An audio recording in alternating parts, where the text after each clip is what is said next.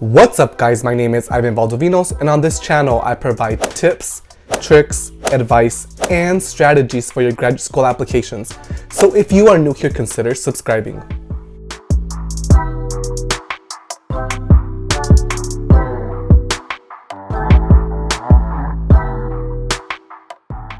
In today's video, I am going to share with you a curriculum vitae, also known as a CV, that got my friend into PhD programs, specifically in education.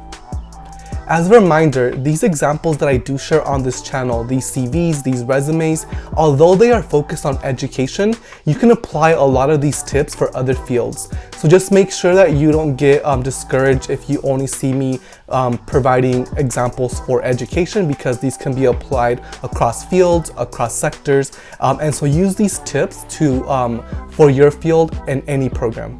The first thing this student did was she wrote her name. Her name's Lily, but like other examples that I shared, I did omit her last name as well as her contact information.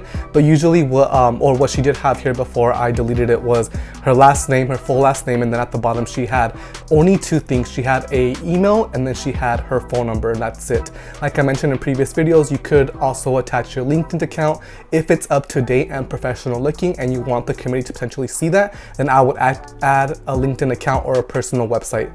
But if not, just use your name and your email and phone number. The email should be professional. It should be your school email or a professional Gmail or your work email. She did something unique. She put in research interest at the top, and because she is applying for PhD programs, this is acceptable. But if you are not applying for PhD programs, if you're applying for master's programs, then I would not suggest that you put a research interest, because at the master level, unless you're doing a thesis-based master's, then the research interest doesn't really matter, because most masters are terminal masters, which means that you want to gain some type of skill set to apply to your job or get a higher position within your field. And so she wrote her research interest here. So she put, my research interest is to investigate educational inequities for female students of color in the K-12 school system, with a specific emphasis on enacted curriculum and its effects on the learning outcomes of female students of color, school curriculum, and classroom climate. And if you did see the other video that I did read her statement of purpose, you can see that she clearly ties in her research interest and expands on that in the statement of purpose. So like I mentioned in previous videos, your resume and CV should complement your statement of purpose, and it should provide more insight into your experiences. The next section that she writes is education. She did put already her UC San Diego schooling here, but before she applied for UC San Diego, she did not have that on there. She only had her master's experience, her teaching credentials, and her bachelor's of sociology from University of California, Davis. But so I would recommend that you do have a section on education, either at the beginning or at the end of your CV or resume. Then she follows that with writing about her research experience. And as you can tell, personally, I don't like the formatting. I would have, made this, I wouldn't have a space here in terms of the bullets that I put within each experience. So the first one that she writes is her master's thesis, which is great because that's showing that she, conducted research for 2 years, and then she wrote a thesis alongside her work. She could be a little bit more descriptive in terms of what she did, what type of methodology did she use, how did she analyze her data, and things like that. So definitely be specific when you're explaining your research experience, especially for that PhD program. She also writes about that she was an assistant researcher in the master's program as well. So she had 2 different experiences as a master's student.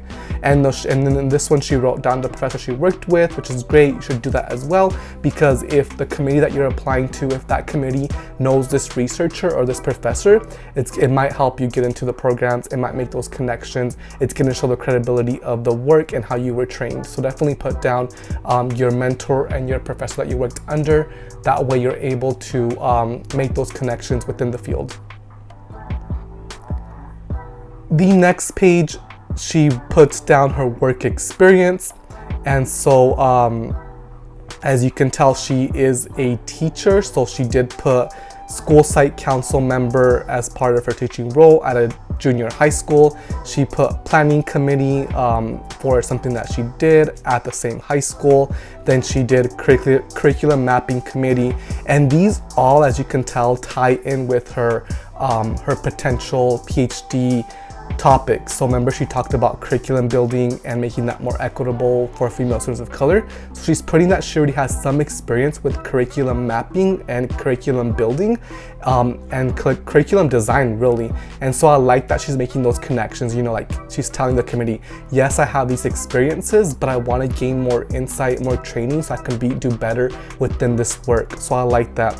She's also the history department chair at the school that she was a teacher at. So all this here plays a role into her research interests and why she wants to become, or why she wants to pursue a PhD. So the third page here, she continues to write her work experience. So she's a history teacher for 4 years, and then she talks about facilitating learning of history for 8th and 6th graders, and it's student-centered, so I really like that because she's being specific. She also created engaging and culturally responsive lessons that included students of many backgrounds. That's really important because in history, as we know that history, when you're in school in the US, they don't teach you about people of color's history. They only teach you about like Columbus, for example. So she's making this connection in terms of like, I want to change how to teach history, and I want to include the backgrounds of my students who are diverse students. So I like that connection there as well. She also talks about being a student teacher in August 2016, December 2016, and that's just during her credential that she's getting from California. She has to be a student teacher in order for her to be able to apply for the credentials of teaching. Then she talks about being a classroom intern when she was an undergraduate student. So it's showing her progression into like how she got into the field of education. So I like that. Again, I don't like the formatting. I would have bolded this in black instead of, it looks like gray, just so it can pop. I would have taking off this space here and maybe added 1 or 2 more bullets to be more descriptive, more detailed, but it did work for her. Again, the formatting is different. The formatting is going to matter to you. Really, I like mine to be really clean and easy to read, and I would have added more bullets. At least I would say 3 to 5 bullets per experience is pretty good, but make sure that they're very descriptive. Add data, add numbers, add percentages, because it's going to make your experience pop out, and it's not going to leave the reader with assuming what you did in that experience.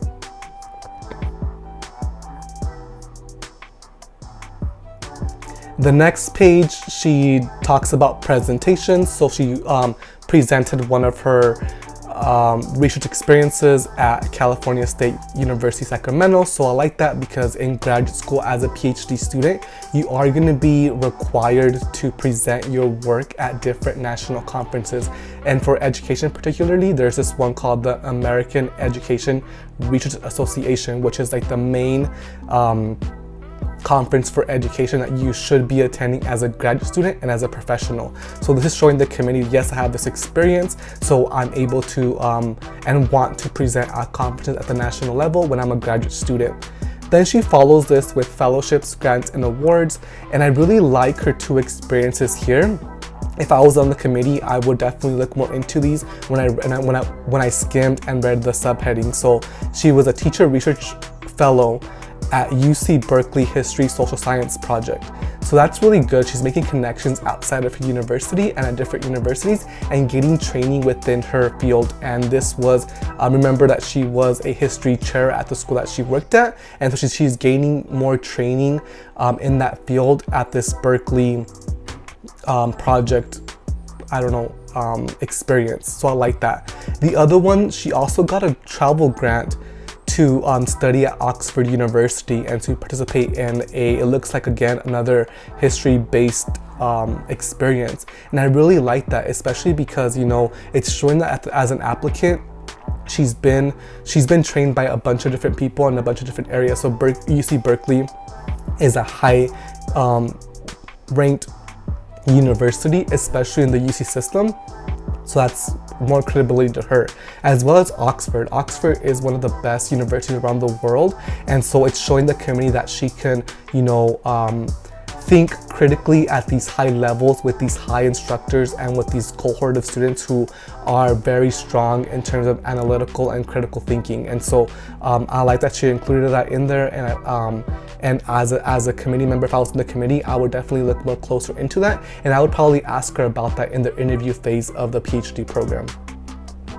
And then again, she talked about her professional development, and she talked about Oxford again, and this conference that she went to at UC-Berkeley.